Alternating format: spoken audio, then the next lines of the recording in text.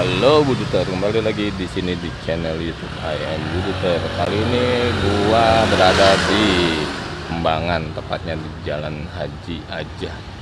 Gua mengunjungin salah satu alumni lulus tahun 2001, Aget, yang memiliki studio sablon dengan nama Studio Sablon Jakarta. Kita lihat. Ini dia.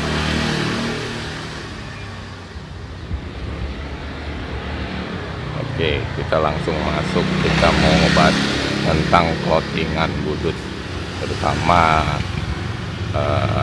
wirausaha dia yang di bidang clothingan.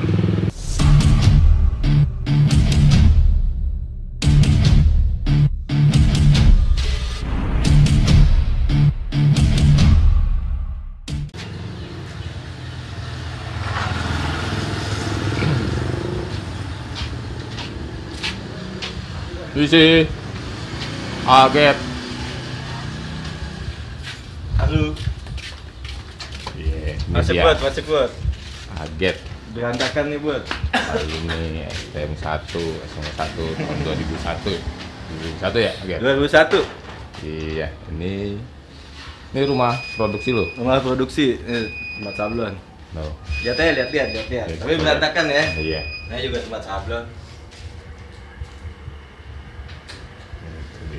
Aget salah satu orang di balik layar komunitas Bali Barong ya, yang di Bali ya. Budut Regen Bali sih. Budut Regen Bali. Nah, ini lagi proses apa, Get? Lagi proses apa nih? Apanya sekarang? Iya. Gini-gini aja. Ini apa nih? Itu curing. Curing. Iya, curing otomatis. Jadi dia buat ngeringin, pengganti hot gun Oh, untuk media yang gede. ini yang udah mulai masuk modern ya. Ini mejanya meja apa sih? Orang bilang sih meja Thailand. Dulu kayaknya ada rotari nih. Iya, dulu rotari, cuman berhubung COVID dijual. Oke, Nggak, gitu. karena sempit. Ini alat untuk Buat meja upgrade. oh, coba kita lihat. Gue naksir di kantornya nih, office-nya.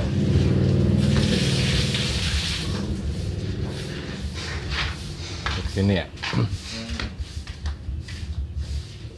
Nah, ini apa nih? Ini keren nih. Ini gaya era 90-an nih. Kalau ke mana ya? Ke Bandung tuh, di mana sih? Ke Suropati ya? Suropati, ya. Ya, Suropati nih gue sering ngeliat nih model-modelnya kayak gini nih. Sampel-sampel ya. Sampel-sampelnya. Ini punya anak 94 desainnya. Yang garap di sini ya. Iya, di sini. Ini BRB. Iya, iya. Ini desain lu. Iya, desain gua. Oh ini beda nih, anak pang. Iya. Anak 52 tuh. Oh ini ada anak 63. Oh ini seri Itu- umum. Itu ordernya Kopaska. Oh keren. Banyak sih, cuman nggak dipajang semua. Oke, sekarang kita ngobrol. Kita kembali lagi di sini di channel YouTube I Am Buduter. Kali ini gua bersama Aget yang memiliki clothingan dengan nama Studio Sablon Jakarta ya. Iya. Studio Sablon Jakarta. Udah 2 seri kayaknya. Ini seri yang ketiga. Gua ngebahas tentang clothing budut, clothing merchandise budut yang memang sekarang udah mulai rame di era digital, terutama era Facebook dari 2009, 3 tahun ini ya, 4 tahun ini kayaknya udah mulai jamur. Makin banyak peminatnya. Nah, salah satunya gue datang ke sini memang ini tukang sablonnya dan punya rumah produksi. Oke, nah, Get, Yap, siap bang. Aget alumni tahun Gua 2001 jurusan mesin produksi. mesin produksi masih nyambung lah dikit-dikit ya. Ada mesinnya. Ada mesin, iya. Nah, cerita tentang sekolah di Budut. Ini awalan aja ya. Awalan cerita tentang sekolah di Budut. Lu kenal Budut tuh gimana sampai ujung-ujungnya lu masuk kan daftar gitu masuk dulu emang karena gua nggak tahu nih kayaknya mungkin di era lu udah ngeliat wah gua mau Budut gitu kan karena udah image-nya udah wah aja bangga gitu kan atau cuman sebatas kalau kayak gua nggak tahu Budut ya kan contohnya daftar aja udah nyampe ya udah dapet baru di pas masuk pertama udah lah ini sekolahan ini sekolah emang bener-bener sekolah atau sekolah kayak gimana ya kan udah penatarannya heboh itu ya kayak gitu apalagi udah kalau gua di era gua 97 ya gua belum ngeliat image Budut yang bener-bener negatif ya cuman gua nggak tahu yang di era 2000-an ya coba lu ceritain deh. Gua awal lulus SMP itu sebenarnya udah tahu Budut. Cuman gua nggak tahu kalau STM 1 tuh ya SMKN 1 itu Budut. Oh. Gua nggak tahu, cuma gua tahu Budut ya kan. Gua nggak mikir mau masuk ke Budut atau kemana enggak. Gua taunya SMKN 1 ya kan. Karena itu deket kantor bokap gua. Oh. Bokap gua di Departemen Agama. Nah, akhirnya gua masuk situ tuh. Pas masuk sana naik angkot ya kan naik Platas turun Pasar Baru. Ini coretan Budut semua ya kan jalan tuh sampai ke sekolah nah ini Budut kayaknya nih tapi emang bukan lu kan asli Bali asli Bali memang cuman emang orang tua udah lama di sini. Oh. Dari kecil gue di sini. Tapi emang lu nggak tahu sebenarnya. Nggak tahu, gue tahu Budut, STM Budut tahu. Cuman gue nggak tahu kalau SMKN 1 itu Budut. Tapi lu nggak emang lu harus milih. Oh, gue suka teknik. Emang pengen teknik dari dulu. Gitu kan. Emang ada dasar lu bisa sesuatu yang kelihatannya ke teknik atau biasanya kan ada orang mikir kayak gua suka gambar, udah orang tua udah ke STM aja berharap istilahnya lu jadi arsitek boro-boro jadi arsitek gitu kan kayak gitu kagak jadi emang kalau gue dulu seneng motor sih sebenarnya. SMP tuh gue udah mulai main motor nongkrong di bengkel ya kan masuk gue nggak mikir jurusan otomotif gue mikirnya mesin ya kan mesin produksi jadi kalau otomotif kan gue mikirnya lingkupnya ya udah kalau nggak di motor di mobil otak lu jalan ya. Iya jadi gue pengen semuanya mesin produksi istilahnya mesin lah jadi gue bisa masuk kemana-mana ya kan. Oh lu berpikir kayak gitu gue pikir kan misalnya udah gue suka motor gue otomotif berharap jadi bengkel nih punya bengkel kagak. Oh enggak kalau gue lebih condong ke bangunan ya emang ujung-ujungnya gue mimpi jadi arsitek ternyata gagal ya kan sekarang posisi murtad nih sama jadi tukang sablon. Oke nah di situ awal lu berarti 913 ya jatuhnya kan karena rumah gue di barat di Meruya nah habis daftar tahu deh senior ya kan kayak zaman awal-awal masuk tuh ditarik-tarikin tuh sama kakak kelas rumah di mana ya kan gue bilang di Meruya di Jakarta Barat dipisahin akhirnya ngumpul dah tuh nah gue mikir nih ada apaan ya kan kayak gitu gue nggak ngerti kayak gitu-gituan taunya buat basis ya kan lu basis 913 gitu awalnya jadi gue kagak begitu ngerti gue kalau di gue sebenarnya ada kayak misalnya temen gue itu kelasan gue Wiro ya kan dia emang udah awalnya gue masuk di Budut ya kan pertamanya 1 nggak bisa gitu kan dapat jurusan pagi nggak bisa 1-5-nya nggak bisa akhirnya dia masuk siang tuh yang gue ingat dari si Wiro. Nah itu terus lu bener-bener nggak tahu basis. Oh, nggak tahu gue pikir emang udah lu wah udah basis gue emang udah lagi ini sekarang kalaupun misalnya mau jadi jagoan udah ada basis ini nih gitu kan gue masuk Budut gitu oh lu salah satunya yang nggak tahu. Oke, cerita tentang balik lagi nih tentang dunia perplottingan yang kita memang ngegarap ke sini bukan cerita masa lalu lu cerita kenakalan lu di sekolah cerita tentang era basis kan. Nah ini bicara tentang biasanya yang gua tahu kan, dan gua ngalamin setiap pas masuk pertama kali itu tuh seminggu, biasanya seminggu itu tuh ada kakak kelas ngider. Iya, iya, iya. Ngider, dilihat nih, basis mistik, basis mana, basis mana, lu ikutan kaos. Nih gambarnya, kalau dulu mesti gambar. Nih gambarnya, ya kan? Mau ikutan nggak? Udah ikut lu. Tiap hari gue bakalan datang sini, gue kolekin lu. Seperti itu. Nah, lu ngalamin nggak? Kalau di gua tuh ada beberapa ya kan yang kayak gitu. Udah biasanya stiker, stiker. kaos juga ya iya, kan. Cuman kalau gue lebih ke kaos kelasan tuh waktu itu. Oh, langsung kelasan, lu nggak ikutan basis. Enggak, Tapi udah ada penawaran. Udah ada. Lu tolak. Bukannya nolak, ya kan, gue gak ada duitnya waktu itu ya kan. Jadi ngilang mulu. Akhirnya kaos kelasan. Itu kaos kelasan kalau nggak salah pertama kali kelasan gue almarhum Anen Mistik. Dia yang bikin. Dia yang bikin kaos kelasan tuh. Dia ngedarin. Iya, dia yang ngedarin, masih zaman di Bandung tuh bikinnya. Bahannya bahan kayak kulit jeruk tuh. Zaman dulu kan sempat ngetren tuh. Bikin tuh dia ke sono. Nah, lu tahu brandnya? Wah, kalau brandnya gue lupa dah tuh. Kayaknya ke era 2000-an ya, era gua aja udah masuk 2000-an tuh udah jarang pakai C59. Nah, kalau waktu era lu gua nggak tahu ya kan. Lu kayaknya bukan C59 deh kayaknya. Tapi ada labelnya. Ada label. Ada labelnya. Kalau C59 kan kelihatan tuh tulisannya, C59 kalau ini enggak. Nah, itu lu 2001 kan sebenarnya udah 5 udah misah ya. Cuma 5 iya, tapi masih ada kok. Masih ketemu di sekolah. Anak-anak 5. Kalau pagi harinya masih, anak siangnya masih. Kalau anak 5 paling ketemunya masih di basis. Oh gitu. Masa baru ya kan. Oh gitu. Jadi udah mulai berkurang budut tuh. Udah sedikit. Nah, lulus. Kita bicara setelah lulus nih. Kita bicara sejarah lu, sedikit sejarah, ngulik sejarah. Yang akhirnya lu bisa kok ada keinginan jadi tukang sablon.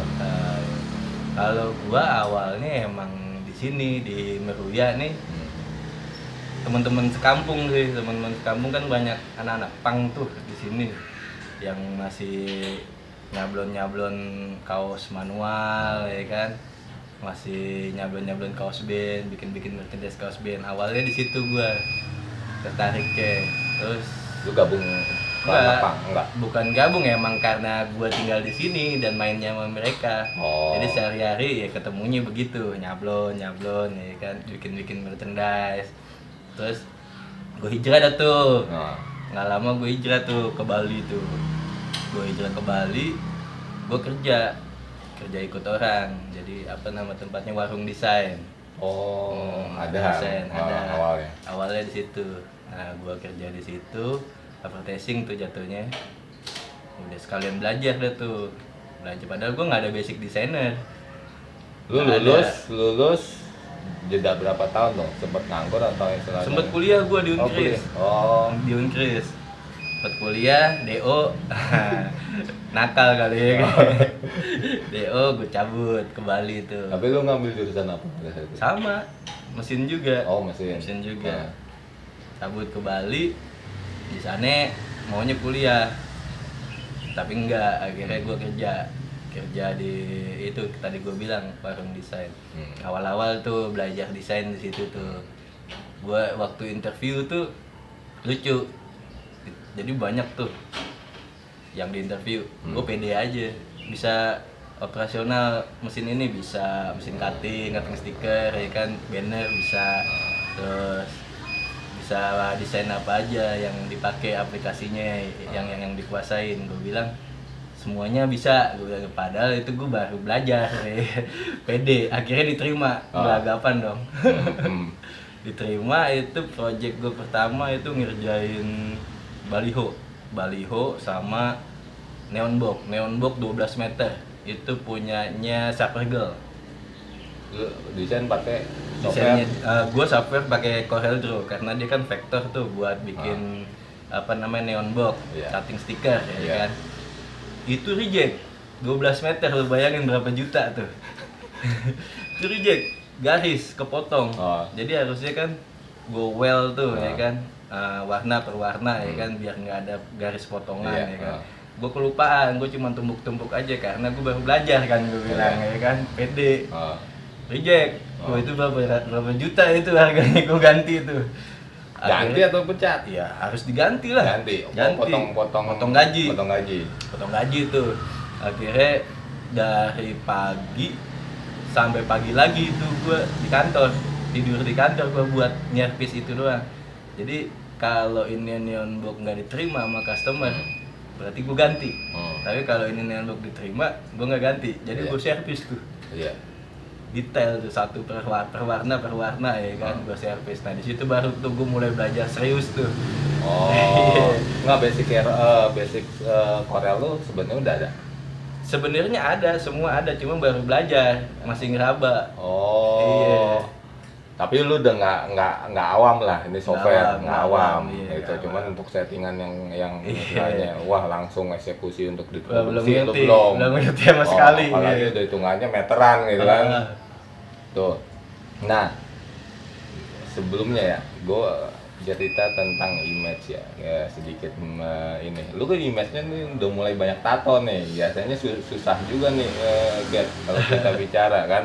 Apalagi dunia istilahnya orang masih, kalau sekarang gue nggak tahu ya, kayaknya udah dia ngelihat skill sama yang benar-benar lu ada kemampuan, tapi dari sisi penampilan orang perusahaan udah gitu kan, diabaikan gitu kan. Nah pas era lu gue nggak tahu nih sama, tapi udah banyak nih tato. Gue SMP udah tatoan. Lolos.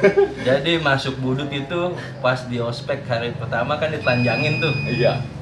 Itu gue sekelas bertiga tatoan. Iya. Termasuk gue. Jadi anak Bekasi, Roy.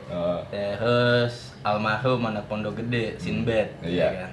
Dia yang ketangkep berdua karena tatonya kegedean. Iya. Tato gue masih bisa gue tutupin pakai tangan tuh waktu ospek sekolah. Nah kan pada maju tuh ke depan yang tatoan tuh. Nah, gue nggak maju, nggak ketahuan dong, gue tutupin pakai tangan, gue garuk-garuk tangan ya kan. Akhirnya si Sinbad ngeledekin gue, lu besok jangan sekolah di Budut lu. Kalau lu kagak nggak berani nunjukin tato lu ya kan. Wah, gue pikir anjing gue besok bisa habis nih gue nih kan sama anak-anak nih di kelasan ya kan. Udah gue maju ke depan. Maju, ngapain gue maju ini Pak tatoan? Nggak ada wawain. Kagak, jadi cuman disuruh waktu itu sama guru ya, emang nggak begitu ketat kali, cuman disuruh panggil orang tua, ya kan, terus bikin surat gitu, perjanjian, ya gitu. Tapi nggak gue panggil orang tua, gue diem aja, gue cuekin, gue diem. Jangan suruh nambah lagi. Gitu. Akhirnya gue diemin aja, gue cuekin, ya udah, sampai lulus, kan, berarti nggak dibahas lagi. Iya, balik lagi yang tadi. Setelah istilahnya lu udah masuk ke advertising dan sempet ya kurang mulus lah ya kan, tapi masih terima kan, terus masih terima.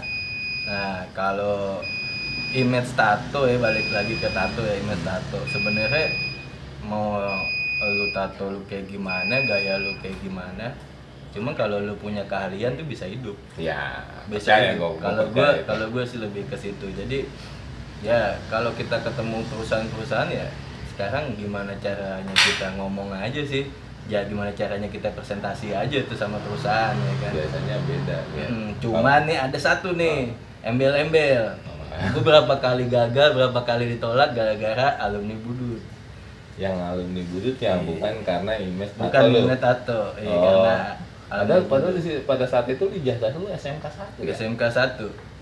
Orang masih karena dilihat ada jalan Budi Utomo. Ini Budut ya, gue bilangnya iya, gue bilang gitu. Di Bali juga sama. Kalau di Bali enggak. Kalau itu waktu gue awal-awal kerja di Jakarta tuh, advertising tuh. Advertising, gue kerja ngelamar ke perusahaan kayak gitu, akhirnya tolak mulu. Ya kebetulan gue hijrah ke Bali kan. Ya itu salah satunya. Nah di Bali malah makin penuh tato gue. Ya gue ngalamin susahnya kerja tuh karena ijazah Budut. Gue pikir kan cuma di era langsung masuk 90, 97, 98, 9 sampai 2000 lah. Gue nggak tahu imbasnya itu di 2021 ya, masih ada gitu kan. Nah akhirnya sampai ujung-ujungnya lu belajar sablon, sampai akhirnya lu berusaha untuk mencoba berdikari ya, berdikari. Wah udah dah gue bikin sablon. Itu ceritanya gimana? Nah itu awalnya yang gua kerja di Bali itu, di advertising itu. Nah dari situ gua kerja, ada nih tamu bule Prancis ya kan, bule Prancis namanya Nicolas. Nah itu ownernya 16 and Slam, brand 16 and Slam. Nah dia kan sering ngobrol beberapa kali jadi pelanggan di tempat gua kerja tuh. Emang di situ ada sablonan juga? Enggak, dia bukan sablonan, dia lebih ke clothing, underwear, bikini. Nah gue ditarik tuh di sana, ditawarin kerja. Kamu mau nggak kerja di tempat saya? Kebetulan asisten desain grafisnya ada yang kosong nih. Oh, gitu. lu di hire-nya kan skill grafis? Iya, jatuhnya di grafis, desain grafis. Iya.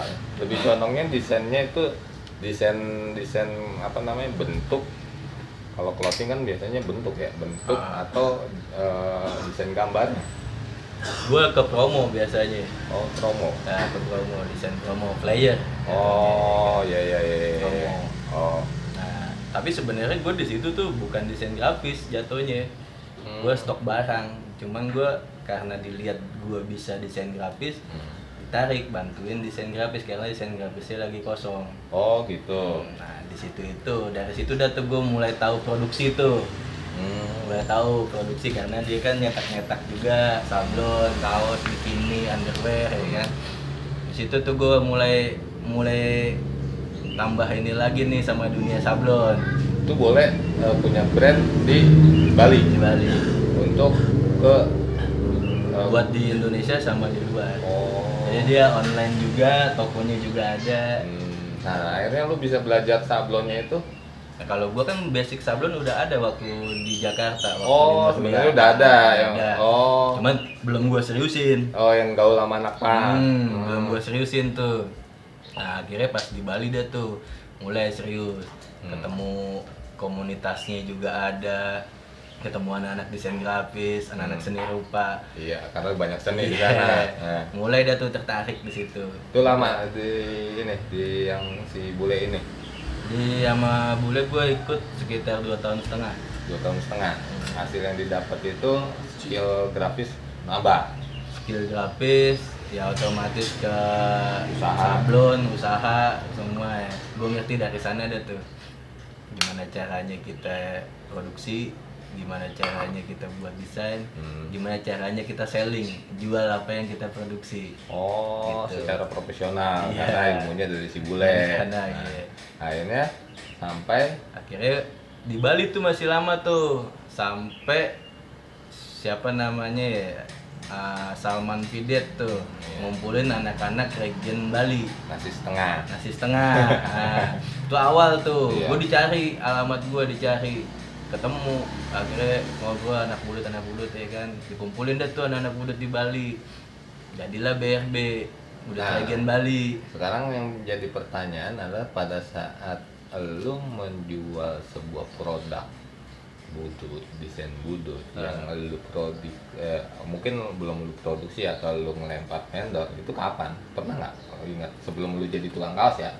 Sebenarnya gue di Bali tuh udah mulai buka sablon tuh setelah gue berhenti dari apa namanya Six Nine Slam yang gue ikut bule. Gue udah mulai buka sablon, usaha sablon di Bali. Nah itu dicari sama anak BRB ya kan, sama anak-anak gabung di Budut Regen Bali. Nah di situ gue pertama kali buat merchandise Budut Regen Bali, buat desain khusus budut nih, tapi Budut Regen Bali yang gue buat pertama kali. Iya. Itu. Oh, jadi emang itu yang berasal dari obrolan komunitas. DRB muncul, akhirnya itu konsep merchandise itu dari lu atau Dari gimana? gua. Oh, Dari lu ngeliat gua. peluang itu.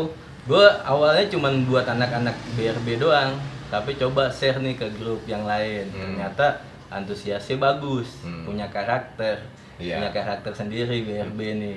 Akhirnya bikin. Nah, mulai deh tuh bikin apa namanya teknik penjualan. Teknik penjualan nih, karena kalau menurut gue sih jualan di budut tuh gampang. Iya. Gampang ya kan, yang penting ya cara lu komunikasi sama anak-anak kayak kan, silaturahmi nggak putus. Iya. Udah yang kedua yang jelas desain. Iya. Dua desain, terus teknik-teknik sablon atau enggak kayak jatuhnya kualitas produksi lah ya. Jadi bikin tuh produksi tuh yang nggak sama, yang beda sama yang lain. Itu tahun berapa sih Kit? BRB muncul yang akhirnya lu inin. Tahun berapa ya? Gue lupa dah tuh tahun berapa. Ya enggak, soalnya gue berpikir kayak gini, ada sesuatu yang lu punya ciri dan menang pada saat itu untuk nge-boomingin ya. Karena dari gue juga di 2011 itu sebenarnya dari 2009 gue berharap Budut Shop itu jadi pionir yang akhirnya bisa jadi ikonnya merchandise-nya Budut di Jakarta ya kan. Dan totonya vakum, gue di Oblong Jakarta gue mau rubah gue juga sama ya kan. Gue berharap Jakarta punya ciri ya kan, merchandise, dan Budut itu juga gagal. Terusnya muncul, nah kan gue mantau aja yang paling banyak iklan di Facebook terutama ya kan, emang market paling besar di Facebook kan. Itu tuh cuman segelintir orang, desain bagus, lempar, weh siapa yang mau, weh pre-order, weh kayak gitu. Belum ada yang sesuatu yang gue nggak tahu, sepengetahuan gue sebelum ada setelah Budut Shop, Oblong Jakarta tuh ngilang, gue nggak tahu, terusnya muncul BRB. Yang sisanya gue nggak tahu apakah ada brand-brand lain gitu kan. BRB muncul unik. Satu, memang ada ciri yaitu barongnya, ya kan. Keduanya memang diproduksi di Bali. Ketiganya memang ternyata yang nyablon itu anak alumni Budut, ya kan. Itu kalaupun misalnya sebenarnya bisa jadi kalau seandainya Bandung ada seperti BRB yang emang produksinya di Bandung itu lebih kuat, atau di mana-mana. Ini sebenarnya ini pionir BRB kalau misalnya memang berkembang sininya. Ya, terus tentang BRB itu sendiri, akhirnya gue nggak tahu nih, mau ceritain hijrah lu ke Jakarta, akhirnya ke BRB ditinggal, terusnya diurusin yang lain atau kayak gimana? Iya, kalau masalah itu kan pas gue disuruh balik nih ke Jakarta sama nyokap, karena di Jakarta rumah udah kosong. Nyokap udah pensiun juga. Udah pensiun, ya kan. Gue balik tuh ke Jakarta. Nah di situ udah gue mulai, udahlah stop lah, berhenti BRB kasih aja anak-anak yang nerusin yang di Bali. Gitu istilahnya, biar nggak putus, ya kan. Rezekinya istilahnya buat anak-anak juga, dari Budut buat Budut juga, maksud gue gitu. Cuman tetap, ya kan, harus ada marketing. Nah marketingnya ini yang lebih bagus ya emang anak Budut juga. Jadi kan kita bagi-bagi rezeki nih yang anak Budut modelnya, bukan cuman sekedar ngambil keuntungan pribadi aja. Iya, itu paham sih gua kalau masalah itu. Gua juga nggak tahu, ini kan setiap orang punya aturan, setiap komunitas punya aturan gitu kan. Tinggal kitanya aja nih gitu kan, berbaginya itu seperti apa ya. Tinggal sebenarnya harusnya ada yang ngatur gitu kan. Nah itu yang kita nggak bisa ini. Yang gue pengen tahu sekarang tentang masa waktu lu di BRB itu, berapa seri yang lu keluarin? Banyak ya. Banyak. Yang paling viral kalau nggak salah yang Rainbow tuh, gue bikin desain bareng Rainbow tuh yang merah kuning hijau. Itu ratusan. Ripet ulang 200 lebih lah. Wih, nyayur. Nah dari situ ya gue ngorek sedikit lah, buat kompensasi lu dari sisi yang BRB. Kalau mau buka gimana? Kalau buka gimana? Iya, hitungannya memang istilahnya memang udah nih gue sebagiannya sekian persen memang gue masukin kas gitu kan. Nah kalau waktu itu gue sempet ngomong nih sama Bang siapa namanya ya, kalau bukan Bang Angel, baru belum masuk. Dulu tuh yang paling tua di BRB Bang Topik, angkatan 92, basis mistik. Kiting ya. Gue tanya sama dia, Bang nih gimana, apa gue kasih royalti buat basis, ya kan, uang kas, apa gimana, buat bukan basis sih, Region Bali. Kata dia nggak usah, itu udah rezeki lu aja, kita di sini silaturahmi aja. Karena emang di BRB dulu belum ada kepengurusan. Belum ada kepengurusan. Lu lepas ada? Kalau sekarang kayaknya ada deh pengurusan. Waktu zaman lu belum ada. Belum ada, tapi yang gua ajak tetap anak-anak budut juga. Kayak anak 905 tuh Raden. Raden gua ajak. Den, lu bantuin gua produksi deh di tempat sablon ya kan. Iya. Udah dia bantuin gua berapa tahun tuh, lumayan lama lah. Sampai sekarang komunikasi masih bagus ya kan. Dia yang bantuin, misalnya bagi-bagi rezeki juga sama dia ya kan, daripada gua ngasih orang lain, ya kan ngasih anak-anak aja. Baru ke Jakarta tuh. Cerita kos produksi. Menurut yang sekarang pengalaman lo, enakan di mana kos produksi, di Bandung sama di Jakarta, ya kan? Atau memang pada saat di Bandung nih biasanya kan orang udah larinya tuh kan tetap di Bandung, terusnya kain tetap di Bandung, paling cuma tukang jahitnya kayak gimana, ya kan? Itu perbandingan gimana gitu? Sebenarnya kalau ngomongin yang lengkap nih ya, itu di Bandung tuh ada semua. Iya. Dan bahan emang rata-rata dari Bandung. Iya. Cuman kan waktu itu gua survei tuh di Jakarta, keliling sampai ke Tanah Abang. Gua dapet bahan ya lumayan, kualitas bagus di Tanah Abang lah. Kalau ngomongin kualitas, gua rasa paling bagus di Bali. Grade-nya. Masalah kualitas, ya di sini bahasa masalah kualitas ini lu ngambil bahan di Bali atau kalau sekarang enggak, kalau sekarang mah gua ngikutin pasar aja. Ya enggak, waktu di Bali. Oh di Bali, gua di Bali disebut kualitas, lu kualitas benar-benar bahan Bali. Bahan Bali. Oh. Karena gua udah sempat main ke Bandung, keliling ya kan, belum nemuin bahan kayak di Bali. Karena kan di Bali bahan emang buat bule. Iya, buat tamu. Oh, jadi sortiran. Ada sortiran. Jadi walaupun pabriknya juga di Bandung loh. Oh, tapi emang mungkin ini khusus orang-orang clothingan Bali. Jadi ada drop gitu kan. Istilahnya toko di Bali itu apa namanya ya, nggak usah gue sebutin lah ya. Iya. Nah itu dia ngambil bahannya juga di Bandung. Akhirnya gue berangkat dong ke Bandung nih, kebetulan anak-anak sablon di Bandung gue banyak kenal juga ya kan, komunitas sablon di Bandung gue banyak juga yang kenal. Gue keliling tuh di situ, survei kain segala macam ya kan, pabrik. Wah, ketemu nih pabriknya. Ketemu pabriknya, cuman kita kan nggak bisa ngambil barang yang sama yang buat di Bali itu nggak bisa, karena dia ada kontrak kerja. Ada kontrak kerjanya itu. Banyak deh sistemnya yang kayak gitu-gitu ya. Saya kalau kita mau ngikutin standar kualitas yang tinggi itu bisa. Nah, kalau sekarang sih gue lebih ngikutin ke apa yang anak-anak di Jakarta aja ya kan. Jadi sebenarnya kalau lu mau ngikutin kualitas Bali, lu beli di toko kain di Bali kan.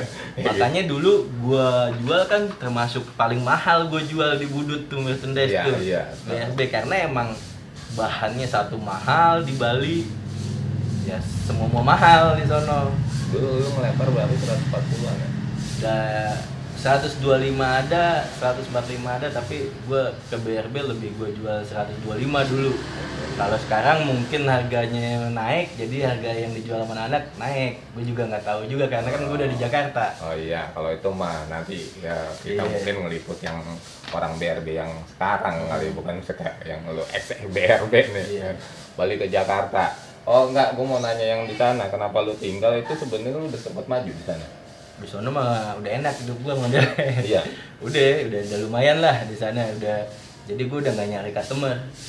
Datang sendiri customer, jadi udah punya customer sendiri. Oh gitu. Tiap hari pasti ada orderan. Oh, nah itu lu tinggal itu di sana lu ini atau awalnya anak-anak ngelola. Bukan anak budut ya. Teman-teman juga, teman-teman di sablon ngelola. Cuman lama-lama gue pikir wah ini nggak bisa ditinggal nih. Karena banyak miss. Makanya usaha tuh emang lebih baik lu tongkrongin deh tuh usaha. Bahasanya lu kelola sendiri. Iya, gitu. walaupun istilahnya lu punya cabang, quality control tetap ownernya yang harus datang, harus terjun gitu kan, harus ada kasih orang kepercayaan untuk quality control. Pas lu tinggal, gitu kan, quality controlnya kurang nih. Akhirnya daripada ngerusak image, gitu kan, kemudian lu matiin sekalian. Ya, gue sih kagak gue matiin juga. Masih bertahan awalnya. Cuman emang susah. Ya udah, udahlah gue hijrah ke Jakarta aja. balik Jakarta. Oh, tadinya lu bikin cabang sebenarnya? Bikin cabang. Oh, gua lu nya domisili di Jakarta, tapi ngontrol yang di sana. Ya, cuman kadang-kadang gue juga masih ada produksian juga di Bali. Oh, gitu. Kalau buat yang harga-harga mahal ya. Oh, mahal. masih ada. Jadi masih ada orang di sana. Ada, masih oh, tetap masih dibuka gitu kan, tapi nggak terlalu ini gitu kan. Kontrol yang khusus aja. Nah, sebenarnya digarap di Jakarta juga bisa. Dengan kualitas yang sama bisa. Cuman lu tahu kalau kita jual terlalu mahal, anak-anak kan nggak semuanya, ya adalah pro dan kontranya. Di situ. Itu tergantung idealis. Bener. Kalau kita nyari perut tuh, ini mah udah deh yang murah-murah, bodoh deh, yang penting laku gitu kan. Nah, kalau gue sih lebih menghargai apa yang udah gue buat aja. Nah, jadi kalau buat gue ya, lu harus tahu lu punya standar seberapa ya gitu. Buat jual apa yang udah lu buat. Ya gitu kalau buat gue. Kalau lu yakin baju gue laku nih, desain gue bagus, bahan gue bagus, ya berani lu jual mahal. Nanti juga selektif dengan sendirinya, itu customer selektif ya kan. Orang pasti tahu mana barang bagus, mana barang jelek. Gitu. Ya, gua orang lama di plottingan budut, tapi gua di belakang layar. Nah, sebenarnya belakang layar yang sebenarnya yang orang-orang produksi ini sebenarnya ada anak SMA 1. Gua join namanya Blau. Sekarang dia hijrah jadi YouTuber ya kan. Jadi pada saat gua bangkit lagi di 2020 ya kan, gua kehilangan nih ya kan partner. Ya udah, ini termasuk salah satu orang yang gue sering sharing, lihat nih gimana, dan salah satunya vendor produksi kaos di B1908 CM, dia 2 seri gue bikin gitu kan itu. Nah di situ yang akhirnya kita sharing tentang apa ya, setelah ya kita cerita tentang lu lagi setelah lu hijrah ya kan, ini lu bangun lagi dong. Lu bangun dari nol gitu kan, merangkul, akhirnya tetap market awal ke budut dulu atau kayak gimana sebenarnya? Kalau gue sih sebenarnya bukan nyari di budut, kalau gue mah emang misalnya gue lebih ke umum. Kalau di budut tuh karena anak-anak aja yang datang, yang udah tahu lu tukang sablon, yang udah tahu sebenarnya lu ada di Jakarta. Kan mungkin dulu gue kalau mau produksi sama Aget, aduh kejauhan di Bali, mikir kan kos produksi, bukan kos produksi, udah kos produksi udah lumayan, apalagi ya pengiriman yang lumayan itu yang berasa. Nah pas tahu lu ada di Jakarta, wah kebeneran nih, pada lari nih ke sini nih, ya kan, coba-coba untuk apa namanya, ngambil vendor lu untuk produksi desain-desain mereka. Nah, terus cerita lu punya, kayaknya gue dengar lu punya label ada di temen, ntar aja itu mah beda. Tapi sebenarnya lu larinya yang gue tahu lu ada cita-cita atau mungkin udah terwujud di Bandung itu dari mulai lu produksi, akhirnya lu buat label, akhirnya lu mau main kayak ala distro, sebenarnya udah mulai. Sebenarnya itu udah dari Bali, itu gue udah punya label brand sendiri dan gue udah punya toko di Bali. Dan lu ready stock? Ready stock, emang dipajang di toko. Dan setiap itu pasti lu punya seri? Iya, punya seri. Jadi per bulan tuh gue ada 20 artikel, 20 desain. Jadi kalau gue sebenarnya bukan fokus ke budut. Jadi budut tuh buat anak-anak aja, teman-teman aja. Cuman ya kadang-kadang gue iseng aja bikin desain asal-asalan deh istilahnya. Ya iseng nih buat anak-anak nih bikinin desain budut. Nah ternyata laku. Ya udah diterusin akhirnya. Ya di sini posisi sebenarnya lu bukan tukang sablon murni dong? Bukan, gue desain juga, desain grafis juga, tukang sablon juga. Ya sebenarnya lu udah levelnya udah orang distro ya, orang yang distro. Saat ini lu balik lagi nih, kan? Nyablon dulu nih. Belum Tapi pasti ada cita-cita yang bakalan yang kemarin label lu angkat lagi tapi lu produksi di Jakarta. Iya. Oh kayak gitu. Ada. Dan emang udah gue konsepin sih, cuman belum waktunya aja. Jadi gue ngelihat pasar ya kan, ini yang berkembang di Jakarta apa karena gue nyari pasarnya Jakarta biar nggak kejauhan ya kan. Waktu gue di Bali kan gue nyari pasar Bali ya kan. Karena kita juga harus ngerti pasar dong. Di Jakarta nih senangnya desain-desain kayak gimana, senangnya kayak gimana ya kan. Jadi otomatis lu sekarang pencarian lu istilahnya apa sih, mata pencarian lu sebatas vendor sablon untuk saat ini. Gitu. Nah kalau misalnya rekan-rekan yang pengen coba produksi tarik dengan ya kalau misalnya katalog sebenarnya udah ada ya, itu ada itu jualannya di mana, di IG kan? Iya di Instagram. Di Instagram namanya apa? Studio Sablon Jakarta. Lihat di sini ya, di Sablon Jakarta, ya kan? Itu ada lihat proses produksinya, hasil sablon, hasil sablonnya gitu. Nah, lu lebih condong ke mana sebenarnya, plastisol atau apa? Sebenarnya sih semuanya gue garap. Cuman karena di Jakarta tempat produksi gue nggak cocok buat main water base ya kan, kayak rubber, discharge atau jenis yang water base ya, tinta water base. Gue nggak punya tempat pembuangan limbah, nggak punya, makanya gue main plastisol aja di sini. Kalau gue punya tempat pembuangan limbah kayak di Bali enak, karena di Jakarta tempat produksi gue kan di rumah. Kalau di Bali kan emang gue sewa tanah, emang khusus buat produksi. Kayak gitu. Makanya gue juga belajar dari Bali. Ini ternyata nih ngerusak juga nih kalau buang limbah sembarangan tuh ngerusak ya kan. Makanya gue nggak berani. Kalau di Bali kan karena gue bikinin tempat penampungan limbah sablon, jadi aman. Kalau di sini kan gabung sama rumah. Jadi gue mikir susah nih kalau gue buang sembarangan ya kan, entah ke got jadi warna-warni, rusak kayak kan. Yang ada entah gue dicari lagi. Makanya gue main plastisol aja. Walaupun sebenarnya plastisol juga bahaya. Buat kesehatan tuh bahaya. Gitu. Iya, dari asap-asapnya itu bahaya. Buat si pelaku sablon. Belum lingkungan. Belum lingkungan. Tapi lebih efektif si pelaku sablon. Jadi makanya lu main plastisol. Walaupun lu masih bisa nerima yang rubber atau yang lain-lain, masih bisa nerima. Tinggal tergantung si customer maunya apa dengan cost produksinya kan. Iya benar. Lu sih ngikutin ini aja, cost produksi customer aja. Gitu. Cuma selama ini sih gua arahin ke plastisol karena gua nggak punya tempat penampungan limbah. Limbah sablon. Nah, lu kalau mau tahu harga-harga atau produksinya japri aja, karena di sini nggak akan di open. Masing-masing gitu mah. Masing-masing iya. Kalau dibilang ini harga si A segini, harga si A segini kan nggak enak gitu kan. Nah itu kalau misalnya ini, nah lu masalah bahan. Kalau masalah bahan, bicara bahan gitu, standar yang lu ini mainnya di 30S kartun. Ya, kalau gua sih lebih seneng di 30S karena adem.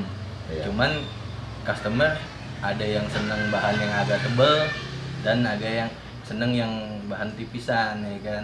Nah kalau yang tebel biasanya di 24S gua mainnya. Nah bicara 24S dulu waktu 2011 ya, 2011 gue main itu yang dikasih si Blau itu 24, ini 24 tapi kalau putih sebenarnya 24 bagus karena nggak transparan banget. Jadi kalau buat cewek tuh kalau pakai itu kan nggak kelihatan deh. Cuman orang kadang-kadang nggak tahu buat yang namanya 30S itu tipis dibilang jelek ya kan, terus yang 24S itu tebel dibilang bagusan ya kan. Orang nggak tahu itu sebenarnya kalau udah katun, combat ya itu bagus. Ya. Cuman masalah tebel tipis aja, itu sama-sama nyerap keringat. Ya. Emang kalau yang 30S lebih adem dipakainya, lebih nyaman. Untuk di Jakarta, Untuk Jakarta. Hawanya panas. Ya, kalau misalnya di Bandung mendingan yang 24. Logikanya begitu gitu. Sebenarnya. Cuma orang jarang yang tahu. Tapi kalau masalahnya cost produksi sebenarnya untungannya di 30S dong. Sama aja sih sama aja. Cuman ya kalau hitungan beli satu roll kan tipis tuh, jadinya lebih banyak gitu. Iya, cuman kan harganya juga lebih murah kalau kita beli belanja kain ya. Banyak Oh, kain. 13 murah ya? 24S lebih murah Oh. dibanding 30S kalau hitungan beli kainnya. Iya. Beli kainnya kayak gitu sih. Nah, lu termasuk orang yang istilahnya lu beli bahan terusnya lu potong kirim tukang jahit, ya kan? Atau yang beli jadi nih? Dua-duanya Tergantung. tergantung permintaan customer, tergantung desain. Desain tergantung dia mau cepet enggaknya. Iya. Oh gitu. Sekarang kan toko online banyak tuh yang Nah. jual kaos polos. Iya itu. Oh gitu, ya kan. Jadinya kalau misalnya ini, kalau masalah spesialis, ya biasanya kan ada yang bisa yang lu ini cerita profil lu ya tentang usaha ya. Lu bisa yang full print, bahasa full sablon atau full apa sih, full print ya? Kalau gue sih semuanya bisa, cuman karena medianya gue yang kagak ada, jadi gue Waktu yang rotary bisa. Rotary nggak bisa. Rotary nggak. Tapi gue ada meja buat full print ada. Full print Ada. gitu. Cuman jadinya sempit. Oh. Akhirnya gue batasin sekarang. Udahlah. Yang A3 aja. Sablon A3 aja lah. A3 paling gede A2 lah gitu. Oh gitu.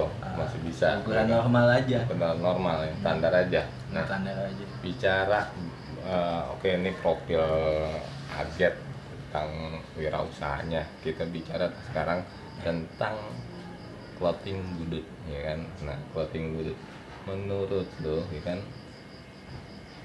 harga budut itu harus murah atau mahal? Kalau dari nama sih Harus ya? harusnya ya punya harga lebih. Iya. Iya, harusnya itu ya. Mahal. Makanya sekarang kan mahal atau murah tuh relatif nih. Suka-suka dia lah yang jualan ya kan. Iya. Cuman kalau gua pribadi dari nama sama apa yang udah lu buat, apa yang udah lu desain, ya kan, lu harus bisa menghargai karya lu sendiri, baru lu ngejual ke orang. Ya, Ngerti nggak lu? Paham nggak lu? paham. Jadi di sini ada sebenarnya ada cost, nilai. Misalnya kalau seandainya lu bikin desain, tapi lu juga pengen lu ngelempar atau lu produksi, ya kan, lu sendiri walaupun vendor orang lain. Bener. Ini ada nilainya nih, ya kan? Iya. Harga desain lu berapa? Bener. Dan lu harus bisa berpikir, ini kalau gue lempar ke pasaran gitu kan, pasti laku dengan harga 100 juga 100, di atas 125, ya kan. Walaupun kita bisa tahu rata harga yang kita tahu di Jakarta itu nyablon itu sekitar di angka 75, 80 gitu kan. Itu lu ngambil untung 30-40 ribu gitu kan, tapi karena lu desain lu bagus, lu harus menghargai nilainya. Ya kan? Ya itu gambler juga sih sebenarnya. Gambler juga. Nah, itu oke, itu standar yang mungkin umum ya. Tapi kalau ya ini cerita, ini ulasan pribadi ya, bukan menjadikan satu statement kita untuk harus semuanya sama, bener kan? Ya menurut gue sih, kalau gue pikir-pikir emang harga kaos dulu itu mahal. Iya. Ya kan? Kenapa mahal? Ya? Karena ada kata budutnya. Iya, bisa. Bener. Karena ada kata budutnya. Kata budutnya itu tuh gimana ya? Gue berpikir ini nilai yang nggak bisa dinilai dari harga sebenarnya, tapi seenggaknya dikasih nilai yang lumayan. Lumayan. Kalau lo jual harga yang hitungannya di bawah rata-rata standar ya anak-anaknya jual, ya kayaknya kayak kaos itu dengan ada tulisan budut tuh obralan gitu. Jadi ya gue bukannya ini ya, gue bukannya menjatuhkan atau mau kayak gimana, enggak, kita cuma bicara tentang nama budut dalam sebuah clothingan. Iya. Ya, menurut lu kayak gimana? Ya, ya emang harusnya seperti itu. Emang kita harus, kan yang kita pakai baju budut tuh kita pakai bangga. Iya. Jangankan anak budut, orang lain aja bangga pakai baju budut. Iya. Karena emang yang kita jual itu nama besarnya. Iya. Lu bikin desain dengan tulisan budut aja itu laku. Iya. Laku, nggak perlu gambar macam-macam, itu laku. Misalnya kalau gambar kan suka-suka pribadi ya yang buat desain. Saya kita jual tulisan budut aja itu laku. Makanya kayak yang gue bilang tadi, jualan di budut tuh gampang. Iya, bener ya. Orang umum pun sebenarnya kalau jualan di budut pakai nama budut itu gampang karena banyak kan orang nyari. Ya jujur aja di sisi lain gua yang termasuk yang pelaku gitu kan. Tuh banyak anak-anak yang non budut tuh minta mau mesen gitu kan, tapi kalau di gua kan ada verifikasi, kalau bukan ya sorry gua tolak walaupun itu rezeki ya, bukannya masalah ini kan. Ada perasaan kayak gimana ya, ya apa sih ya ditakutkan. Gue bukan masalah si pelaku itu nanti ujung-ujung melakukan tindakan yang negatif yang akhirnya image budutnya itu mungkin salah satunya. Yang jadi masalah itu kuat nggak dia pakai baju budut ketemu orang yang akhirnya ujung-ujungnya bisa nggak lu ngadepin kalau lu bukan anak budut. Kalau dulu mungkin serem buat pakai baju budut. Iya. Serem. Ya kan lu pakai baju budut di jalan, musuhnya banyak.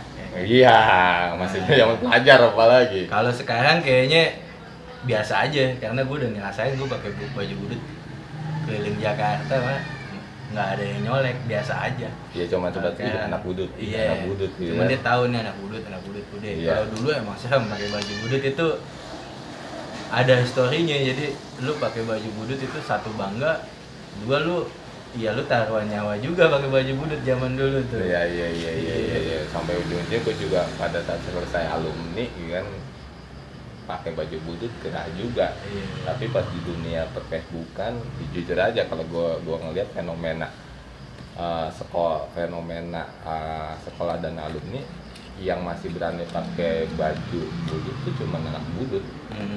Gue nggak tahu setelah era 2009 sampai mungkin era sekarang banyak sih gue ngelihat baju penerbangan, baju banyak. Kampung Jawa gitu kan. Mereka udah biasa kayaknya. Iya, cuma sebatas identitas. Lu anak Jawa, mungkin dalam hal ini cuma sebatas di alumni.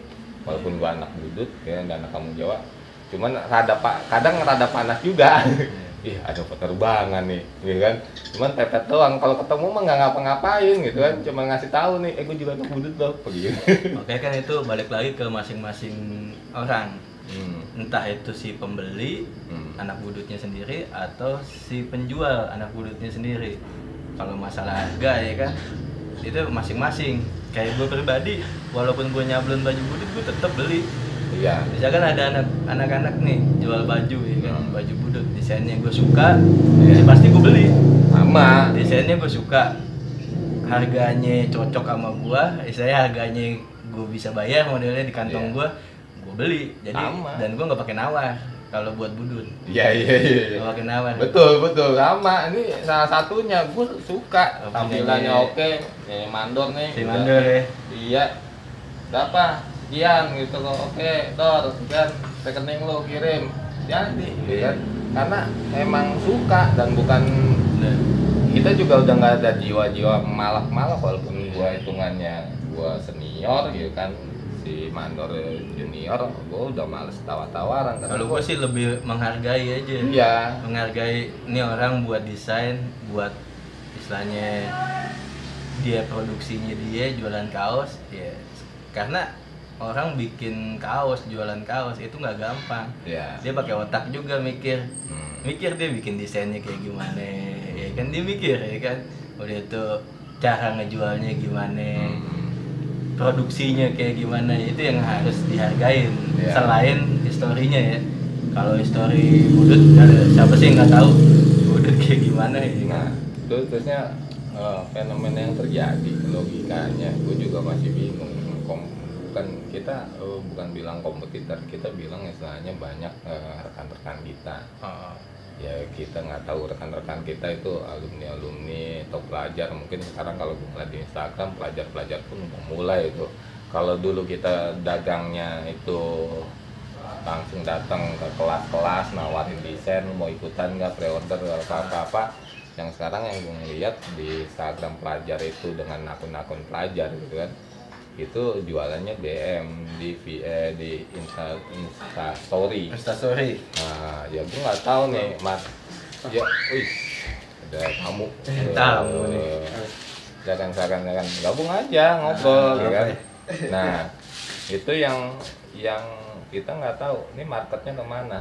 Kalau misalnya kita bicara di media sosial itu pasti marketnya itu pasti yang lihat kadang umum kan. Itu apakah dia itu akhirnya membuka peluang orang-orang non budut itu memiliki kaos budut yang dia jual. Tuh ya kita nggak bisa nutup mata ya kan. Kalau buat pribadi gue sih gue butuh verifikasi, bukan anak pelajar alumni budut gue tolak ya kan. Pelajar alumni budut tanda kutip ya brotherhood di dalamnya yang memang benar-benar itu kayak ada grafika atau apa itu masih ada masih ada lolos lah ya kan. Ada tamu nih. Halo. Kan. Nah itu menurut lu ya kan, ini bukan menjadikan satu ini ya, bukan menjadikan suatu apa sih namanya statement yang harus diikutin ya. Tapi masing-masing ini masing-masing ya. Menurut lu ya, kaos budut itu hanya untuk kalangan internal budut dan brotherhood atau umum pun bisa tuh dalam tanda kutip banyak loh pelajar ataupun orang-orang fans yang dari nggak di Jakarta doang, kayak kemarin tuh di reuni akbarnya 40 kemarin gue ngeliat videonya dari Sifrong bahwa ada anak orang Anyer gitu kan yang datang gitu kan, gue ngefans budut bang, akhirnya sampai kayaknya sempat di apa namanya ditaruh di panggung untuk ngomong cerita tentang itu keren tuh gitu kan. Nah apakah orang-orang seperti itu bisa memiliki kaos merchandise budut gitu? Kalau buat gue pribadi sih lebih baik ya buat anak-anak budut ya. Nah, istilahnya ya bukan cuman anak-anak budut sih sebenarnya yang ada histori di budut ya. Ada histori bareng sama anak budut ya kan. Kalau buat orang luar ya kalau itu bisa dipertanggungjawabkan kayaknya kayak gini contohnya, ada saudara lu ponakan lu mau pakai baju budut ya kan, temen sama anak budut ya kan istilahnya, atau enggak tetangga lu nih ngefans sama anak budut otomatis kan bisa lu pertanggungjawabkan, oh iya ini dari gua yang buat ya, itu nggak masalah, yang penting nggak dipakai buat hal-hal yang negatif. Kalau masih ada historinya, bukan orang yang benar-benar kita nggak kenal, tahu-tahu pakai baju budut, beli baju budut, nah itu resikonya gede. Kayak gitu, resikonya gede. Bener sih ya. Kalau tapi kan nggak menutup nih Gian, kita bicara tentang budut itu apa, fenomena yang terjadi kan dengan munculnya budut brotherhood ya. Budut brotherhood yang salah satunya dimotorin anak 913 itu kan budut tuh bukan istilahnya bukan anak Jakarta doang, bukan alumni pelajar di Jalan Budi Tomo. Salah satunya yang di Basis pun misalnya di situ ada brotherhoodnya ya kan, yang ini. Nah kenyataan juga ada yayasan Budi Utomo, Budut Malaka, yang lain-lain ya kan, yang gue nggak tahu ya kan, mereka juga mungkin produksi juga ya kan. Itu yang kadang kita juga nggak bisa menutup mata, mereka pun juga istilahnya memproduksi versi budut-budutnya dia ya kan. Ya, apalagi yang di Purwokerto juga ada, di Malang juga ada katanya Yayasan Budi Utomo. Sekarang kan tulisannya tetap jadi singkatan, dulu mungkin ceritanya Yayasan Budi Utomo, alumni Yayasan Budi Utomo. Sekarang kalau gue ngeliat di Instagram, gue coba searching atau ini budut kok banyak. Iya gitu kan, jadi udah menyingkatkan dari Budi Utomo, Yayasan Budi Utomo jadi budut ya kan. Nah itu kemungkinan gue rasa sih, gue nggak tahu ya, kemungkinan gue rasa itu nanti kedepannya itu bakalan jadi brand universal gitu. Bisa jadi kayak gitu. Bukan brand ya, mungkin istilahnya desain universal ya. Kalau kesana sih nggak tahu juga ya. Bisa jadi ataupun enggak, gue nggak tahu juga. Cuman yang jelas kan yang orang tahu yang namanya budut itu udah 145. Iya. Udah logikanya orang gitu. image orang tuh pasti itu gitu kan. Kalau yang lain-lain ya budut-budut yang lain ya nggak apa-apa dia pakai budut-budut yang lain itu. Yang gue tahu sih itu, pokoknya yang jelas ya Budut itu ya 145 pusat ya. Tapi ada kepikiran kemarin gitu kan, kalaupun misalnya gue jual di umum gitu kan, oke, masalah. Yang Oke yang gua banget kalau ya, kalau istilahnya kalau kita mau nyari profit nih ya, itu jual di luar Budut itu oke banget ya kan. Cuman kan kita karena kita salah satu orang yang punya histori di Budut, lu pasti nggak bakal rela kalau sampai baju itu dipakai orang umum, apalagi yang kita nggak tahu ya kan sejarahnya dia kayak gimana, nggak ada histori sama anak-anak ya kan, anak Budut umumnya ya kan. Itu kan yang jadi bahaya tuh, yang seperti itu, entah dipakai buat apa gitu ya salah satunya kasus yang kemarin, gue nggak sebut namanya, yang baru-baru anaknya ini, dia pernah order ngaku-ngaku alumni Budut, yang akhirnya lolos, gue bayar, dia beli. Di sisi bilang, lu merasa dirugikan enggak? Gue sih nggak merasa dirugikan, tapi kenyataannya si oknum itu kayaknya udah mulai merajalela, yang dengan ya gue ngerasa istilahnya baju gue itu dipakai untuk sesuatu yang kelihatannya legitimasi maksudnya. Bukan dari sisi ininya. Pada saat dia beli baju gua terusnya dia mengadakan sesuatu yang kelihatan negatif gitu kan, itu kayak legitimasi gitu kan. Dia masuk baju gua, ngumpul ke anak-anak gitu kan, anak-anak ngakunya anak Budut karena dia pakai baju Budut kan. Jadi berasa gimana gitu kan, ada rasa ya salah juga kan. Kalau dari sisi karena lu salah satu orang yang punya histori di Budut ya. Iya, histori kan macam-macam ya. Iya, macam-macam istilah. Jadi kita ngerasa gimana ya? Ya, ada ganjelan modelnya. Ya benar sih, ya benar sisi yang gue nggak tahu yang lain ya. Jadi kayak misalnya, anjir lu pakai baju Budut tapi bukan anak Budut. Walaupun kita sebenarnya ada yang nggak mau negor, ada yang ini, gitu kan. Lu dapat di mana gini? Oh ternyata lu abangnya anak Budut, ya nggak masalah kalau dari sini. Tapi kalau benar-benar bukan anak, nggak ada historinya, kadang aduh kan, dibilang rugi mah kagak, gue udah nerima duitnya, lu dia udah pakai kan, dia seneng gitu. Bicara tentang logika berbisnis kan gitu. Nah oke, di situ kita sedikitnya sudah ya, ini sebatas informasi ya, bukan jadi statement ya. Gue males kalau udah jadi statement ujung-ujungnya kesannya akhirnya rame gitu kan. Bebas lah ya, bebas kan? Ya kan, namanya ini istilahnya pribadi aja, walaupun nanti ya gue juga nggak nutup kemungkinan bukti aja gue lolos gitu kan, itu aja gitu kan. Nah masalah akhirnya bicara tentang royalti kan, walaupun di sini nggak ada royalti ya kan, kesadaran aja gitu kan. Kesadaran ya bahwasannya kita jualan dengan desain Budut gitu kan, marketnya anak Budut gitu. Kadang gue berpikir pribadi gue ya, bukan itu, yang lain terserah. Kadang gue mikir gitu kan, gue harus balik ke Budut. Balik ke Budut dari sisi yang mana ya? Dari sisi yang gue anggap ya paling berapa persen sih, nggak nyampe besar lah gitu kan. Keuntungan gue misalnya diangkat 30 atau apa, cuman kadang kemarin gue ngasih cuma 5.000 perak per pieces, 2.000 perak atau berapa kayak gitu kan. Yang penting kan lu punya kontribusi. Nah, gua kontribusi bukan dari siapa, bukan gua ria atau kayak gimana gitu. Gua merasa gua emang harus. Karena di 2000 Oblong Jakarta di 2011 itu gua udah ada sebenarnya masih Blau. Yang akhirnya gua bikin orang tua asli for Budut.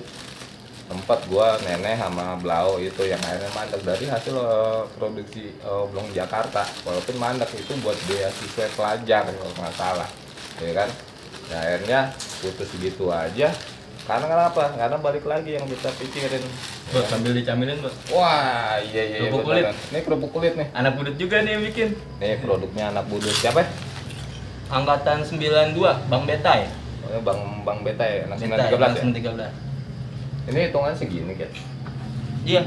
Jual produk. Ada yang bal-balan gede, cuman gua kan buat konsumsi di rumah aja, buat makan, buat nyemilin. Ya, kalau support temen aja. Iya. Tapi kebetulan enak. Iklan dulu. Promosi. Enak, kan? Kalau mau beli cari aja yang namanya Bang Betai alumni 92, 913. Ngapri dah, kalau nggak tanya di grup 913. berapa segininya gue nggak tahu Iya, dah. nggak tahu ya. Tanya sendiri. Pokoknya enak gitu kan, gratis. Nah itu yang gue pikir gitu kan, siapa yang apa namanya ya kita melihat ya udah mulai berjamur komunitas baik regional atau basis. Di situ kita tahu, nah yang namanya organisasi butuh dana. Bener. Nah dananya itu dari mana? Masa malak-malakin juga. Yeah. Yang gue rasa, yang gue pernah ikut organisasi yang namanya iuran bulanan kayak apa mati, yang ada kabur anggotanya. Bener. Walaupun cuma 1.000 perak, ya. Nah gimana caranya? Ya itu dulu gue di yang gue sempet kasih info ke Budut Shop itu ya, coba lo bikin kayak gitu. Kenapa? Buat kas, ya kan? Oke, kalau misalnya ternyata nggak ada kas atau kayak gimana? Jadi gue mikir, dulu banyak almarhum gitu kan, yang kita nggak tahu ya, zamannya di Budut mungkin sampai sekarang, era-era sekarang itu ada histori-histori yang akhirnya mereka itu meninggalkan yatim. Bener. Ya itu yang gue pikirin ya, gue nggak banyak gitu kan, seenggaknya gue udah dah gue kontribusi ke siapa, gue tahu misalnya gue di basis mistik, oh dia ada banyak anak yatim kas, ya gue kirim lah untuk yatimnya, ya kan. Biasanya sekarang juga ada yang ada misi sosial yang benar-benar bagus kayak Budut Janais kan, yang buat umum, dia mimpi mereka untuk punya ambulans sendiri. Ya udah. Oh, itu keren tuh. Itu kan Keren itu. kemana lagi gitu kan. Gua merhatiin juga itu. Keren. Ya, 63 ya? 63 dan akhirnya gua ya udah dah ke situ aja walaupun nggak banyak. Coba kadang gua kirim di story B1908 PM nominalnya paling 10.000, 90.000 atau apa gitu kan. Emang gua produksi dikit, gua mainnya saat ini satuan gitu kan. Gua kirim aja bukan nyari ya seenggaknya ngingatin lah gitu kan. Mereka juga butuh gitu kan.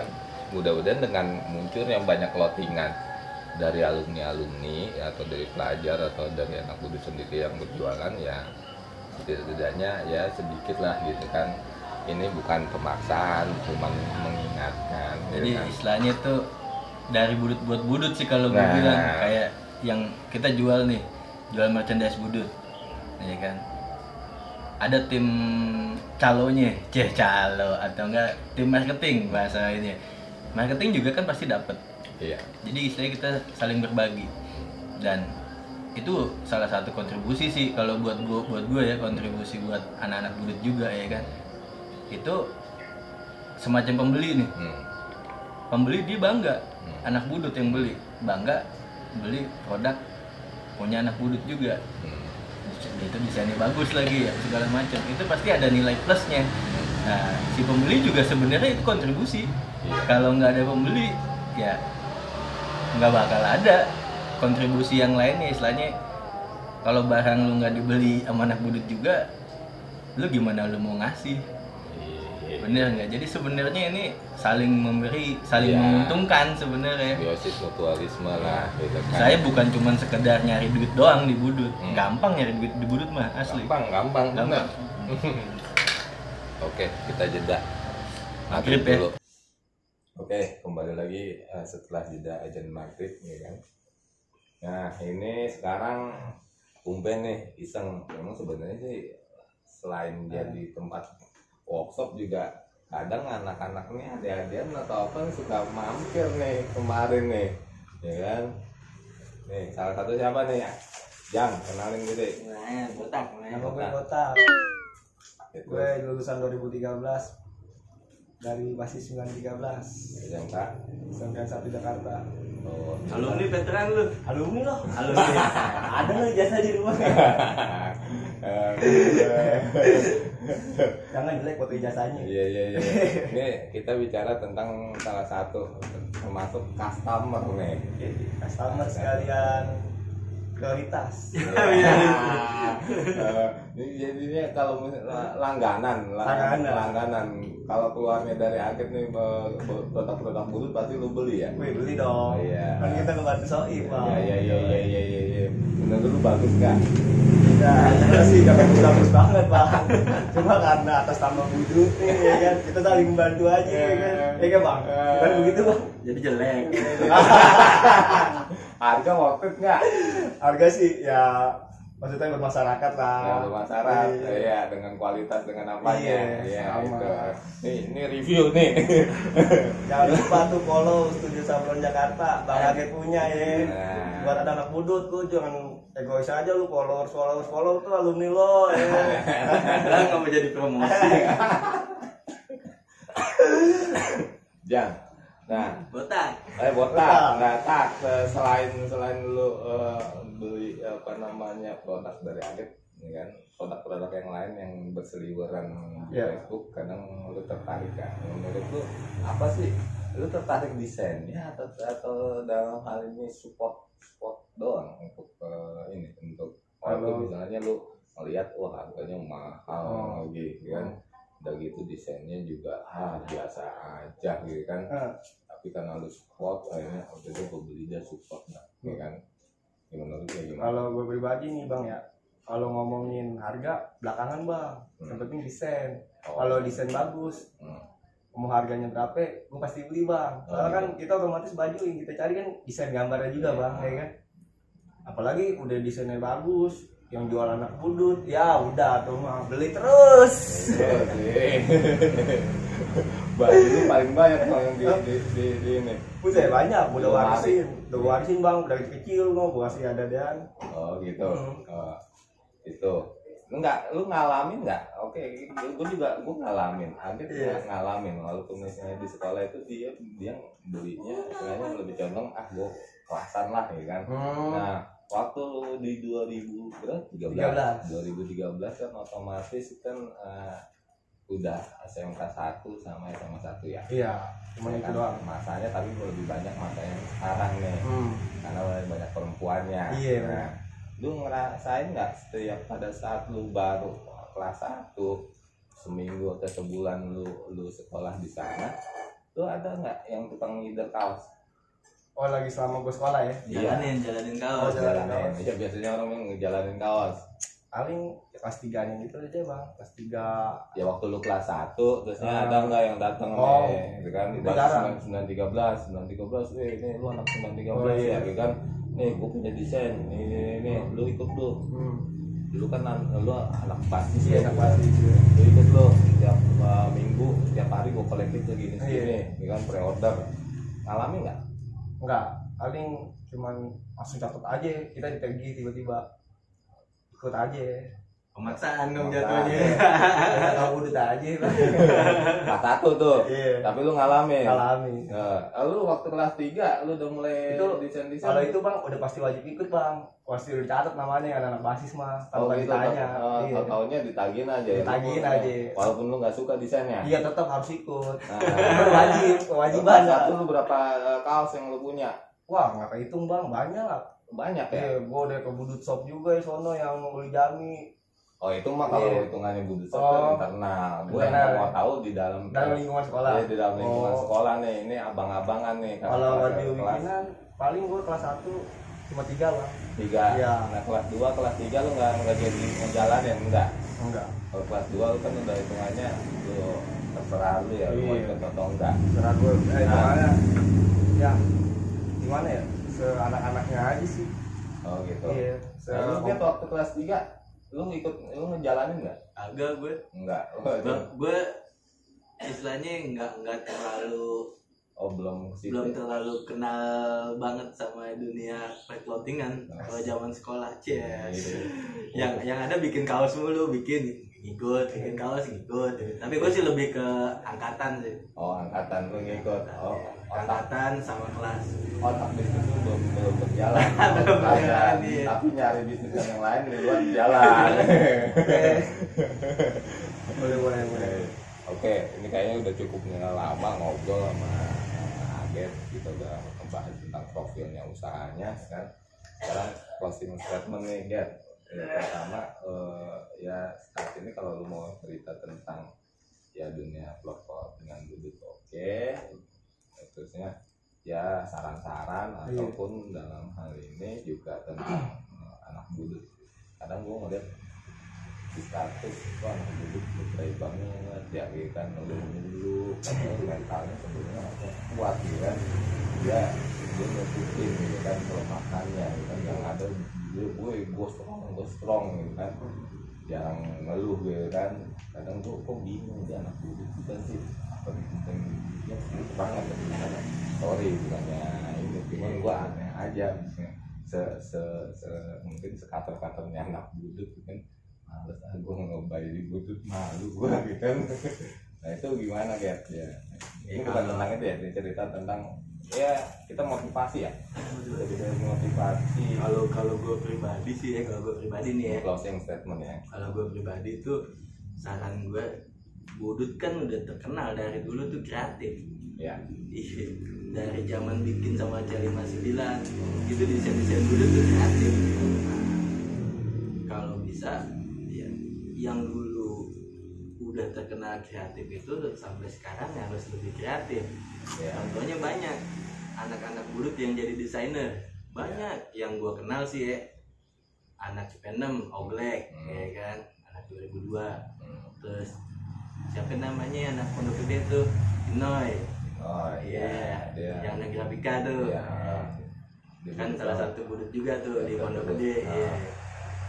Itu dia, kalau gue bilang lah, daripada kita, kalau emang lu nggak bisa buat desain, kenapa nggak lu mesen desain? Jadi istilahnya jangan sampai kita desain tuh cuma sekedar nyomot doang di Google. Ya, lu harus edit. Iya. Lu harus edit. Gimana caranya itu desain berubah? Jangan cuman main tempel terus kasih tulisan budut. Ya. Kasihan desainernya yang bikin tuh mikir. Makanya gue lebih seneng kalau emang gue buntu desain, gue beli. Gue juga beli desain walaupun gue jualan desain. Iya. Gue kadang-kadang beli juga desain kalau gue buntu. Oh iya. Jadinya kayak gue nih, selama ini gue kerja di Jakarta nyablon yang bantuin tuh angkatan 86. Namanya Bang Asep. Kalau dia budut satu. Nah, dia tukang desain, tukang setting desain ya kan. Gue sering ngasih ke dia tuh. Oh ada. Ya ada. Cuma di mana? Kalau nggak salah di Cengkareng. Iya. Sama dia tuh angkatan 86. Gua awal kenal juga gara-gara ngeprint film ya, ketemu dia. Ternyata dia desain grafis, tukang setting juga ya kan. Akhirnya gua kasih dia, "Bang, coba dong tolongin gua nih desain budut juga ini budut." Ya udah, istilahnya gua support temen juga ya kan. Daripada gua kasih orang lain, mending gua kasih temen ya kan. Biasanya rata-rata harganya berapa guys? Di sana 200-300. Kalau beli desain tuh relatif sih. Relatif. Ada kalau gue setahu gue ya start dari 150, 400, 1 juta tergantung. Kalau desain kan beda-beda. Oh, iya. Mau lu desain logo, desain mahal, macam-macam. Jadi saya jangan sampai nih anak budut ini dilihat nggak kreatif, karena sekarang gini, orang buat desain susah-susah ya kan, dicomot di Google ya kan, desainnya dia oke lah, dicomot di Google, kasih nama budut. Nah itu desainer itu pasti ada salah satu temennya anak budut. Itu kejadian di gue tuh. Desainer itu akhirnya gitu, itu anak budut nyolong desain gua, yang mana yang ini, waduh ya gue nggak tahu dah lo kayak gitu. Terus gimana, itu tegur aja gue bilang gitu. Itu udah banyak kejadian. Oh yang waktu kasus Rina Nusantara juga. Rina Nusantara, sempat ya kan. Ya, Banyak kejadian itu. Makanya gue bilang akhirnya jadi orang-orang yang tadi ngelihat anak budut, kreatif, ternyata ya emang nggak semuanya, cuman ada beberapa orang yang suka kayak gitu. Kalau gue bilang, ya gue pribadi juga masih nyomot di Google, cuman gue edit. Gimana caranya itu sedikit berbeda lah. Jangan ATM. Iya. Kalau istilahnya sih ATM, amati tiru modifikasi. Iya. Kan kita ngamatin dulu ngelihat sesuatu, kayaknya keren nih kalau ditacap di kata-kata budut kan. Oke, bahasanya kita comot, akhirnya bahasanya niru karena dari sisi desain grafis kayaknya sulit untuk jadi yang original. Kata orang sih seni rupa yang benar-benar original kan. Nah itu terus yang modifikasi itu dari akhirnya kita sedikit setidaknya ngubah atau apalah gitu kan areanya ternyata ya masuk kan modifikasi, ada gambar ada tulisan budut itu kan modifikasi kan, tapi juga enggak langsung ujung-ujungnya mungkin wah dengan resolusi yang dapat ada tembok di Photoshop tapi enggak nge-retouch ulang gitu kan. Ada yang kita ngerasain jujur aja tukang setting yang pusing itu udah comot ceplok gitu kan ya bisa enggak kan kita udah nyampe resolusinya kecil kita ngedit lagi gitu kan. Karena itu pengaruh buat kalau desain nggak istilahnya resolusi nggak bagus itu pasti pengaruh ke hasil produksi, pengaruh. Oh itu dari obrolan yang kemarin tadi lu cerita yang katanya kok anak budut nggak kreatif sampai ujung-ujungnya kayak gini gitu yang katanya dari Solo ya. Ya itu sih nggak semua anak budut kayak gitu, cuman ada beberapa yang seperti itu, cuman kan jadinya semua orang apalagi udah di dunia maya ya kan, di Facebook, Instagram, jadi orang-orang yang punya desain ngelihat, kok anak budut begini. Jadinya begitu. Lu gimana anak budut kok kagak kreatif sih gitu. Biasanya anak budut kreatif. Ada kemarin gue sempat ngeliat karena gue juga di dunia perclothingan ini juga di bidang lama tapi masih baru kan. Nah itu gue ngeliat memang gitu kan, termasuk gue pelaku ya kan yang coba kadang desain tuh pakai walaupun tetap pakai ATM ya sama tidak modifikasi ya. Tapi kemarin gue ngeliat ada tuh muncul gitu kan, anjir ini keren banget ya kan. Itu si Trekmoy 106 kalau nggak salah di alumni 996 siang gitu kan. Dia itu benar-benar pakai tangan gitu, jadi ada historinya. Ada histori bulatan tangannya, pensilnya, dan emang di posting di Facebook. Terusnya baru dia langsung pewarnaan atau apa gitu kan, walaupun kemarin mungkin sempat ngobrol dia itu masih awam dari sisi digitalnya ya kan. Yang kita sekarang kalau balik ke dunia sablon kan ujung-ujungnya udah nggak kayak istilahnya kayak lukisan aja kan. Lukisan di spidolin atau apa, terusnya pas masuk ke settingan kan ya tinggal jago juga tukang setting lah gitu kan. Lebih baik kemarin kepukaran ini udah lu bikin aplikasi, masuk aplikasi, kalau enggak lu sketsa lu scanner terusnya lu masukin ke komputer udah pewarnaan di situ jadi enak gitu. Kalau enggak lu suruh orang aja itu bagus tuh, hasil keren. Jadi tangannya juga apa namanya emang bener-bener kayak komik gitu. Lu kalau ngeliat keren nih, ini langka versi yang kayak gitu. Yang banyak kan yang kita muncul sekarang kalau enggak tipografi, kalau enggak ya acak ya istilahnya, cabut ambil di Google terusnya ya ATM lah. Ya ATM-nya gue nggak tahu ini free atau berroyalti gitu kan. Lanjut get closingnya. Ya kalau gue bilang sih itu aja lah, saya saling support, saling menghargai, udah gitu aja. Jadi kayak kompetitor jatuhnya. Kalau kompetitor itu perlu kompetitor itu perlu dibudut, tapi yang sehat. Kompetitor yang sehat, justru kompetitor yang sehat itu malah bisa membagi rezeki. Iya buat adik-adikan nih. Kalau buat adik-adikan sih pelajar khususnya atau enggak yang di bawah ya semakin kreatif, terus semakin inilah kalau dia mau bergerak di bidang clothing atau sablon ya lebih kreatif lagi, terus lebih luas lagi bergaul, wawasannya juga ditambah tentang dunia itu ya, seputar itu. Jadi istilahnya nggak sekedar lu cuman bikin-bikin desain iseng jual ke anak-anak, itu bahkan bisa jadi sumber rezeki buat dia. Lu nerima PKL nggak? PKL jelas, boleh silakan. Boleh. Silakan. Iya, seneng gua. Buat para pelajar Mau belajar sablon sini aja. Sini aja. Ya. Berbayar atau ini? Gratis. Gratis tuh. Ingat, Iya. gratis ya kan. Udah lu datang ngajar. Hitung-hitung gua dibantuin. Atau lu mau buka lowongan sini. Tuh terima PKL. PKL tapi beda dari jurusannya. Masuk nggak sih mesin produksi kan? Ya enggak lah, enggak masuk lah. Oh, nggak masuk Nggak ya. masuk. Istilahnya kan ini di luar jurusan ya. Di luar jurusan. Ya kali aja yang buat mesin, kali aja nanti diproduksi di sana. Jangan bikin meja ya. Bikin meja. Iya. Jangan bikin meja sablon. Ada lagi Kat? Kayaknya itu aja deh. Pokoknya ya lebih kreatif aja sih. Ya.